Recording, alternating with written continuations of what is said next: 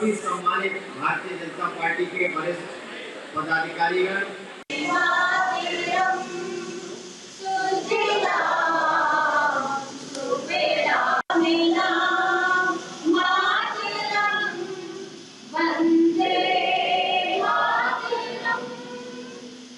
कि विशेष तौर से ये सपा बसपा कांग्रेस वाले विशेष मुसलमानों को कहते हैं कि भाजपा के पास मत जाना, भाजपा को वोट मत देना, भाजपा को वोट दोगे तो तुम्हें नुकसान हो जाएगा। मैं अल्पसंख्यक मोर्चा वालों से भी पूछता हूं, भाजपा को वोट देने से नुकसान हुआ कि फायदा हुआ? मैं जानता हूं अभी पूरा वोट हमें ये मालूम है कि अभी अल्पसंख्यक मोर्चे को बहुत काम करना है, क्योंकि अगर हम अल्पसंख्यकों के विकास में कोई भेदभाव नहीं किए तो हम यहाँ पर अपील करेंगे, आह्वान करेंगे, इतनी मेहनत करो कि जो 100% अल्पसंख्यक बूथ हो वहां 100 में से 75% वोट भारतीय जनता पार्टी के कमल को मिला है। हम सूचित मेरे मोर्चे के मेरे कार्यकर्ता हैं, मैं उनको आह्वान करूंगा, वोट को बेच करके नोट इकट्ठा करने का युग अब चला गया। अब वह समाज जागृत हुआ है, अब हम कोई भेदभाव नहीं करते हैं, न भेदभाव करेंगे। और श्री अखिलेश यादव जी एक यात्रा कल मैं देख रहा था सुबह अखबार में, उन्होंने कहा कि हम एक सामाजिक न्याय की यात्रा निकालेंगे, जाति जनगणना की यात्रा निकालेंगे। अरे जब मुख्यमंत्री थे तब तो तुमने कुछ किया नहीं, और जब कुर्सी चली गई तो सामाजिक न्याय की याद आ रही है। सामाजिक न्याय के लिए 56 इंच का नरेंद्र मोदी जी जैसा सीना चाहिए, परिवारवाद नहीं चाहिए, जातिवाद नहीं चाहिए, गुंडों और अपराधियों और माफियाओं का संरक्षण नहीं चाहिए, दंगाइयों का संरक्षण नहीं चाहिए। 2017 के पहले हर 2-4 महीने 6 महीने में उत्तर प्रदेश, बरेली सहित उत्तर प्रदेश के कोई ना कोई शहर दंगे की आग में जूझते रहते थे, कर्फ्यू लगा रहता था। हम गर्वपूर्वक कह सकते हैं कि जब से भारतीय जनता पार्टी की सरकार बनी है उत्तर प्रदेश के किसी जिले में कर्फ्यू लगाने की आवश्यकता नहीं पड़ी है, कोई दंगा नहीं होने पाया है। यह क्यों हुआ है? क्योंकि हमने सुशासन का रास्ता अपनाया है। आपने दंगाइयों का साथ किया तो दंगे होंगे, गुंडों का साथ करोगे, माफियाओं का साथ करोगे, जमीन मकान दुकान पर कब्जे होंगे। और हम ऐसा कब्जा करने वालों के खिलाफ हमारी सरकार कार्रवाई करती है, जांच करती है, और अवैध कब्जे अगर किसी गरीब के, किसान के, सरकार के जमीन पर किए गए हैं तो उनको खाली कराने का काम भी विधिक रूप से कराने का कार्य किया जाता है। मैं आप सब लोगों से आज यहाँ पर ये कहना चाहता हूं कि आने वाला 2024 का चुनाव आपने 2014 जिताया, धन्यवाद। 2017 जिताया, उसके लिए विशेष धन्यवाद। 2018 में भी नगर निगम में 17 में हुआ था कि 18 में हुआ था? पिछले बार 17 में ही हुआ था।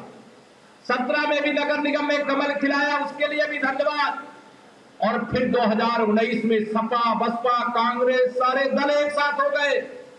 क्या लक्ष्य था? न देश की भलाई, न गरीब की भलाई, न हिंदू की भलाई, न मुसलमान की भलाई, न अगड़े वर्ग की भलाई, न पिछड़े वर्ग की भलाई, न अनुसूचित वर्ग की भलाई। उनका एक ही लक्ष्य था, मोदी जी को हटा दो। क्या हुआ? ये सारे दल इकट्ठा हुए, खोदा पहाड़ और निकली, क्या निकला? सारे दल मिल गए। 51% वोट उत्तर प्रदेश में हमें मिला, 64 सांसद मिले। अब तो श्री अखिलेश यादव के चच्चा की सीट रामपुर में भी कमल खिल गया, और जहां से वो सांसद थे आजमगढ़ में दिनेश लाल यादव निरहुआ जी जीत चुके हैं।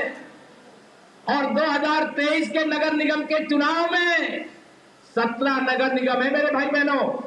कितना जीता है हम लोगों ने? जोर से बताइए, कितना जीता?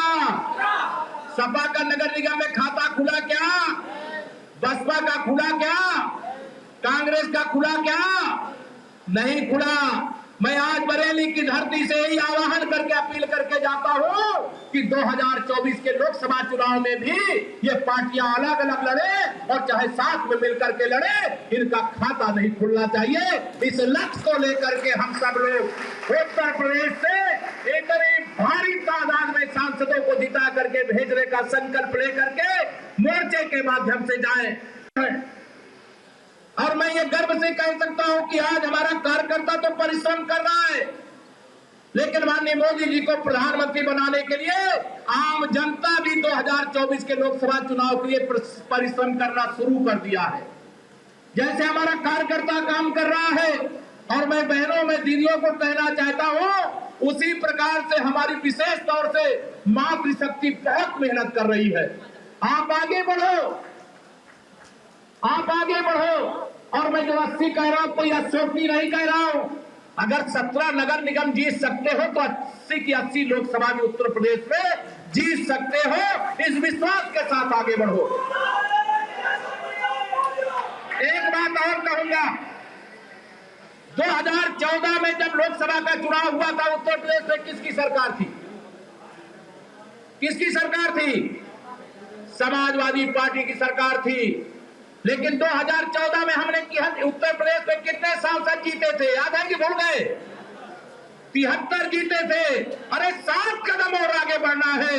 2014 से बड़ी विजय 2024 में प्राप्त करने के लिए आगे बढ़ गया। विपक्ष के पास कोई मुद्दा नहीं है, विपक्ष के पास कोई मुद्दा नहीं है, वो मुद्दा विहीन लोग हैं। वो आकर के आपके बीच में कहेंगे कि माननीय नरेंद्र मोदी जी के नेतृत्व में सरकार बनी तो जम्मू कश्मीर से धारा 370 हट गई। उनके पास हिम्मत है क्या कि आपके बीच में आकर कहें कि आप हमें वोट दे दो, हम जम्मू कश्मीर में फिर से धारा 370 वापस लाएंगे? कर सकते हैं क्या ये लोग? हम अयोध्या में रामलला की जन्मभूमि पर भव्य मंदिर निर्माण का जो वादा किए थे वह पूरा हो रहा है। रामलला का भव्य मंदिर बन रहा है। ये इनकी हिम्मत है क्या कि आकर के कहेंगे कि हम आएंगे तो रामलला की जन्मभूमि पर जो मंदिर बन रहा है उस पर रोक लगा देंगे? इनके पास हिम्मत है क्या? प्रयागराज के अंदर दिव्य और भव्य कुंभ संपन्न हुआ। 24 करोड़ लोग 2019 में डुबकी लगाने के लिए आए। उसमें ये राहुल गांधी जी की दीदी भी गई थी, प्रियंका मैडम, मालूम है कि नहीं आप लोगों को? इसके पहले नहीं जाते थे ये लोग, और अखिलेश यादव जी भी गए थे। मैंने पूछा यार आप तो 2013 में भी मुख्यमंत्री थे और 2013 में भी प्रयागराज में कुंभ हुआ था, उस समय आप नहीं आए? कहे उस समय लोग सो रहे थे, अब जाग गए, अगर डुबकी नहीं लगाएंगे तो हमको नीचे ही डुबा करके रखेंगे। तो वहां उनको जाना पड़ा। इससे क्या पता चलता है कि भारतीय जनता पार्टी की विचारधारा ही अच्छी और सच्ची है और हम कोई बातें पर्दे के पीछे नहीं करते, पर्दे के बाहर करते हैं। और जो कहा वो किया है। भारतीय जनता पार्टी की कथनी और करनी में कोई अंतर नहीं है। हम सबका साथ सबका विकास का वादा किए तो सबका साथ सबका विकास किया गया कि नहीं? बताओ मेरे भाई बहनों। चाहिए था, सपा के गुंडों ने उसे कब्जा कर लिया था। जब सपा की सरकार थी उस समय नारा लगता था, सपा का नारा, खाली प्लाट हमारा। रहता था कि नहीं रहता था?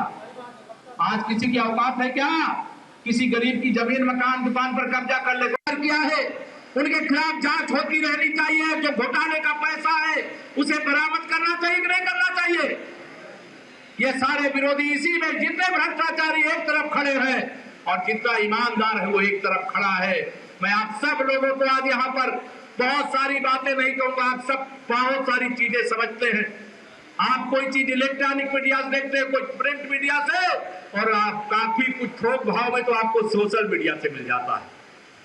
और जो सोशल मीडिया से मिल रहा है, इसको ध्यान रखना मेरे मित्रों, उसको जन जन तक पहुंचाने का काम कर रहा है। जैसे जैसे चुनाव निकट आएगा ये विरोधी अफवाह फैलाएंगे, झूठ बोलेंगे। मोदी जी को रोकने के लिए केवल भारत के अंदर भाजपा की जो विरोधी पार्टियां वही एक नहीं है। जो भारत के विरोधी कोई दुनिया के अंदर भी बसे हैं वह भी भाजपा विरोधी पार्टियों के साथ खड़े। क्यों खड़े? उनको लगता है कि मोदी जी के नेतृत्व में तो हिंदुस्तान जिस रफ्तार से आगे बढ़ रहा है इसे रोकने संभव ही नहीं है, तो वो रास्ते ऐसे तलाशने की कोशिश करेंगे। लेकिन हमें क्या करना है? जैसे 2019 में सारे गठबंधन को दरकिनार करते हुए भारतीय जनता पार्टी का कमल खिला करके यह बताया गया है कि हमें सुशासन चाहिए, हमें विकास चाहिए, हमें देश की रक्षा और सुरक्षा चाहिए, हमें आत्मनिर्भर भारत चाहिए, हमें स्वच्छ भारत चाहिए, स्वस्थ भारत चाहिए, अपने देश के अंदर ही अपनी वैक्सीन बनाने वाला भारत चाहिए। और चाहे दुनिया के बड़े बड़े जो सारी सुविधाओं से युक्त देश हैं, आज उनके पास सब कुछ होते हुए भी कुछ नहीं है। और भारत के पास, हमारे पास कुछ उतना नहीं था संसाधन, लेकिन हमारे पास आज सब कुछ है। आज 80 करोड़ लोगों को प्रधानमंत्री गरीब कल्याण अन्न योजना का राशन 3 साल से अधिक समय से मिल रहा है कि नहीं मिल रहा है? कोई भेदभाव तो नहीं हो रहा है। मैं आप सबको ऐसे तमाम विषय जिसकी ओर ले जाऊं तो देर लगेगी, मुझे कानपुर में भी कार्यक्रम है। मैं केवल इतना ही कहूंगा कि 2024 में समाजवादी पार्टी समाजवादी पार्टी हो जाएगी और उत्तर प्रदेश की जनता में जो उत्साह, कार्यकर्ता में जो उत्साह देख रहा हूं, माननीय मोदी जी, आदरणीय योगी जी के नेतृत्व में भाजपा सरकार की जो उपलब्धियां हैं, उसके आधार पर हम उत्तर प्रदेश की अगर 80 में से 80 सीटें जीते तो कोई आश्चर्य नहीं करिएगा, क्योंकि 2014 में जब यूपी में अखिलेश यादव जी मुख्यमंत्री थे, सपा की सरकार थी, तो हमारे कार्यकर्ताओं ने 73 सांसद जिताए थे। अभी 7 सांसद और जिताने और 2014 की ताकत को याद करके माननीय मोदी जी के नेतृत्व में देश की सबसे मजबूत सरकार 2024 में बनाने के लिए आगे बढ़ना।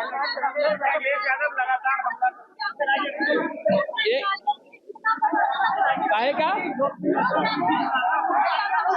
जो साइकिल अभी पंचर हुई है, उसका इस यात्रा के बाद लोग टायर ट्यूब खोल करके ले जाएंगे, इतना फर्क पड़ेगा।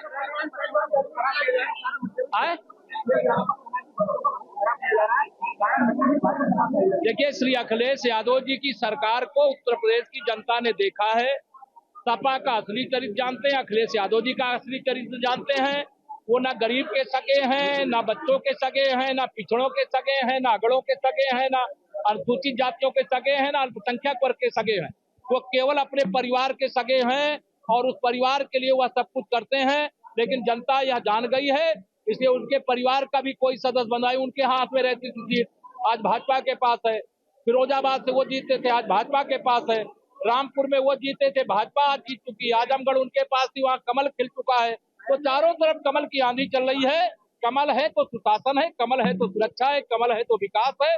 आज बरेली का जो विकास है वो आपके कैमरे के अंदर कैद होना चाहिए, आपकी लेखनी के अंदर दिखना चाहिए कि बरेली पहले जाना जाता था, एक फिल्म थी कि झुमका गिरा रे बरेली के बाजार में, ऐसा मैं बचपन में सुना करता था। लेकिन आज उसके नाते नहीं, आज ये भगवान भोलेनाथ की नगरी के नाते, या आज विकास के नाते, या आज स्मार्ट सिटी के नाते जाना जा रहा है। और जनता का समर्थन ही सबसे बड़ा समर्थन होता है। लोगों ने कमल का बटन दबा करके लगातार दूसरी बार हमारे महापौर के प्रत्याशी डॉक्टर उमेश गौतम जी को 56,000, मैंने अभी सुना, 56,000 वोटों से जिताया है। पिछली बार से ज्यादा वोटों से जिताया है। और सपा के पिछली बार भी महापौर नहीं थे, लेकिन पार्षद उनके ज्यादा थे। इस बार उनके पार्षदों की संख्या बढ़ गई है।